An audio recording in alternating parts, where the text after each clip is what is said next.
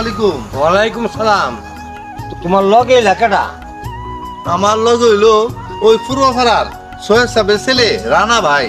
ও রানা মিয়া। আসসালামু আলাইকুম। ওয়ালাইকুম সালাম। আপনি কেমন আছেন? ভালো, তুমি তো ভালো। জি আলহামদুলিল্লাহ। শুনলাম তুমি নাকি ঢাকা পাস দিছ, অন কি করো? একটা এনজিওতে চাকরি করছি। এনজিওতে চাকরি মানে সুদের ব্যবসা? বিষয়টা আমি আপনাকে বুঝিয়ে বলছি। ও আমাদের বাংলাদেশের বেশিরভাগ পল্লীগ্রামগুলোর লোকজন অশিক্ষিত এবং দরিদ্র হয়ে থাকে।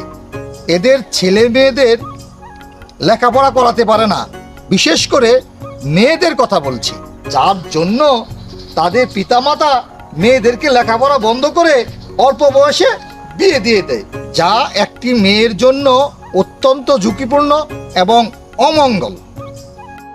আমরা মানে আমাদের এনজিও বাংলাদেশ সরকারের সহযোগিতায় প্রতিটি গ্রামে ঘুরে তালিকা তৈরি করছি, যে সব মেয়েদের লেখাপড়া বন্ধ হয়ে গেছে কিংবা মা বাবারা না বুঝে অল্প বয়সে বিয়ে দিয়ে দিচ্ছেন, সেসব মেয়েদেরকে আমরা স্কুলে পাঠাবার ব্যবস্থা করা, পাশাপাশি বাল্য বিবাহ বন্ধে মা বাবাকে সচেতন করছি। ও এই কথা। আচ্ছা বাবা, আমার মেলা কাম পড়ে আছে, আমি যাই।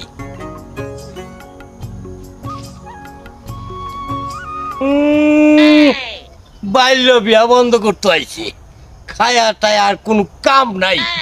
আরে বেড়া, মায়া মানুষ বড় হলে তাড়াতাড়ি বিয়া দেন বালা, আজ আর পেশাল বাড়তে হয়েছে।